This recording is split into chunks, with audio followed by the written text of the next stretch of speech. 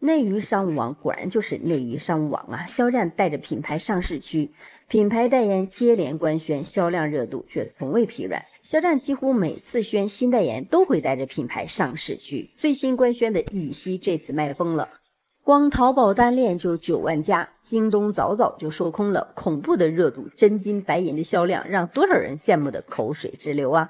网友调侃说，肖战也可以叫肖冠，官宣的3000元的高端饮水机竟然也能卖断货。居家服饰官宣当天，单平台销售额就突破了5000万，2天销售额破亿。美妆代言当日销售额就突破了8000万。代言的高奢品牌大中华销售区销售额直接提升30%，高奢珠宝宝石龙当日销售额就破亿，单笔订单最高突破500万，吓人不？椰子水更是被肖战送到了上市的段位，肖战妥妥财神爷临世了。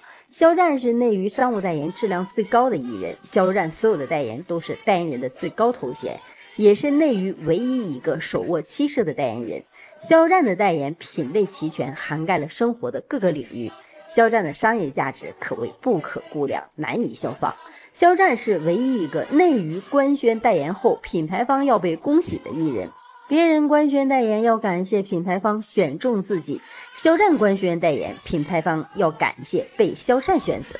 肖战对代言的选择确实非常的严苛，有评论说，肖战代言就给人一种非买不可的感觉，很踏实，很让人信任。肖战代言的品牌一如肖战一样，就是高端品质的象征。路人评价说，肖战代言最恐怖的地方不是他代言的数量和质量，而是爆红5年了，肖战一共官宣了80多个代言，每一次的销量和声量都是业内top级的存在，从未疲软，这个才是最难得的。这样的代言人哪个品牌不想要呢？随着肖战事业的不断提升，肖战的粉丝不断的扩容，虽然因为肖战事业的提升，粉丝的佛性渐显，但是在实打实的支持上，肖战粉丝的表现从未让人失望，且有越来越强劲的势态。肖战的国民影响力是扎实且稳固的，艺人的商业价值是艺人的重要价值之一，和艺人的影视价值相辅相成，这必将助力肖战走得更远，站得更高。肖战的奇迹没有上限。恭喜徐克导演获得了这次的意大利的远东国际电影节的一个终身成就奖。《射雕英雄传：侠之大者》这个电影也在电影节上大放异彩，也受到了很高的赞誉，很多人赞不绝口。老外看了也很好，觉得很好，我就觉得这样一个精良的片子被黑成这样，我说实话我完全理解不了。我就想知道这些平白无故黑《射雕英雄传》的人，你们是一种什么居心？到底你是什么居心？你的目的是什么？你活着的目的就想证明这个电影不好吗？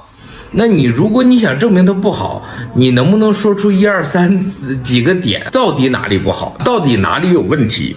你问他们也说不出来。有很多客观公正的朋友来直播间说，我打5分6分，给的分数并不高，但是他能给你说出来不好的点在哪里，1、2、3哪块我不满意，我都能理解。但是就那些就是看都没看过的人，就非得在这里较劲。昨天有朋友在直播间跟我聊天，《射雕英雄传》南宋北宋的问题，我说这里就没提南宋，他说怎么没提，人家都说有南宋。我说我现场给你放，我现场放了之后发现没有南宋，输了我一个墨镜。我那个朋友突然之间就恍然大悟了，难道他们骗人了？我说是的，他们骗人了。那他能在一个点上骗我，他就能在所有的点上骗我？是的，我说是的，他能在一个点上骗你，就能在所有点上骗你。我说你知道他们多坏了？这些人怎么说？一部分是坏的，真的一部分是蠢的。蠢的他们说啥你都信，为什么别人说啥你都信呢？而且火气特别大。我建议这些火气大的朋友，你可以喝点我们的蓝袭人花茶，绿茶当中非常经典的一款茶叶，又香又甜，条索又好。你看不看到？这是兰花的花瓣，这个是我在箱子里挑出来的，对，它是用兰花印制的。很香，很甜，饱满浓厚，喝点兰溪仁败败火，不要那么大火气。现在出现好多人说啊，《射雕英雄传》开场的独白有问题，可是我半天也看不出究竟哪里有问题。其实在我之前的视频里面，我有梳理过《射雕英雄传》的时间线但是因为是2个多月前的视频了啊，现在已经没什么流量了。那既然现在又有人提出这样的问题，那我就以我浅薄的历史根基，以及呢看过的一些历史书籍，重新来梳理一下这条时间线，究竟这段独白有没有问题，留给各位去品鉴。960年，北宋成立，定都东京，也就是今天的河南开封市。1127年，金朝呢攻陷了北宋的都城东京，并且掳走了徽钦2位皇帝及皇室朝臣3000余人，北宋灭亡，史称靖康之变。宋徽宗之子赵构及宋高宗迁都临安，也就是今天的杭州，那么建立南宋。从此呢，就开启了南宋与金朝、蒙古对峙的时代。1273年，作为南宋的防御体系核心襄阳城被蒙军攻破了，而蒙军呢得以顺江而南下，直抵南宋的都城临安。1279年，也就是襄阳城破后的6年，崖山海战当时呢，时任是南宋丞相的陆秀夫，抱着当时只有8岁的末帝赵昺投海了。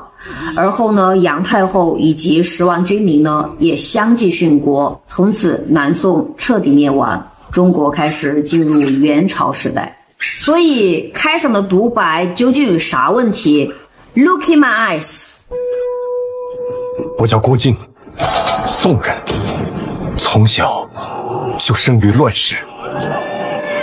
影片开头第一句，我叫郭靖，宋人，生于乱世，你就单单从宋人2个字，他没有用南宋，那就足以看出剧组的用心。因为在那个时代背景下，南宋人他是不会管自己叫南宋的，他只会管自己叫大宋人。生于乱世这4个字又有什么问题呢？根据《射雕英雄传》原著里面的时间线不难推断郭靖他就生于大概是1198年至1200年之间，卒于1273年，也就是襄阳城破之日。所以郭靖的整个人生相较于长达153年的南宋而言，处于他的末期，也就是整个南宋与金朝以及蒙古对峙的那个时代，可不就是乱世吗？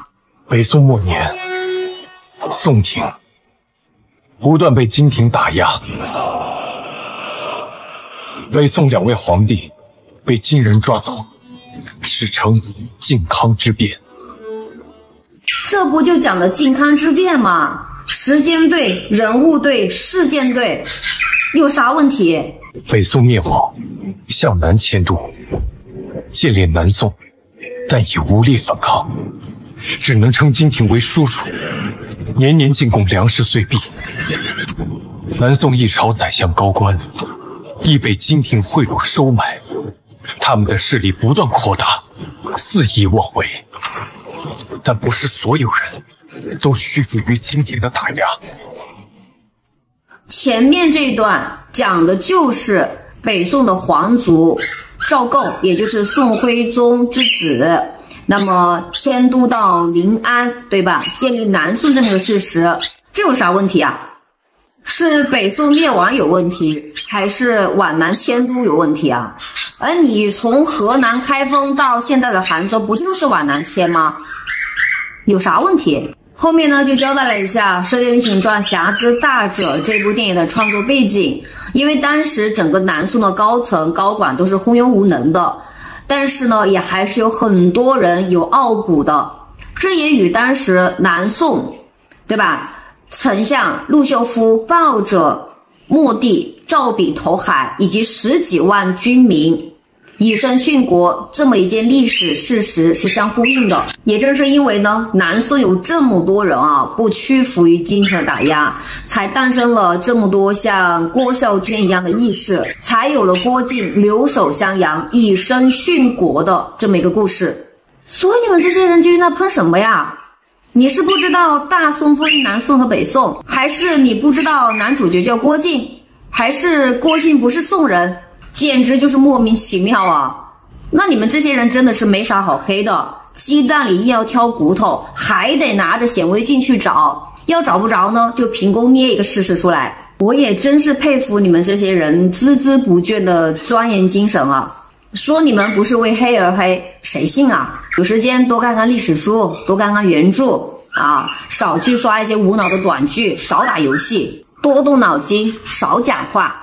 多提升自己，少琢磨别人，多做善事积口德，少造口业。《射雕英雄传：侠之大者》这部电影呢，随着热度的降低，慢慢也会淡出我们的视野可是我们终究还要面对自己的生活呀。所以不管是黑子也罢，还是在网络上萍水相逢的朋友也罢，都希望大家能够过好自己幸福的一生，不要把时间浪费在这些无意义的诋毁上面，而是要多花时间去提升自己，让自己能够变得更加有价值。最后，愿世界和平，中国万岁。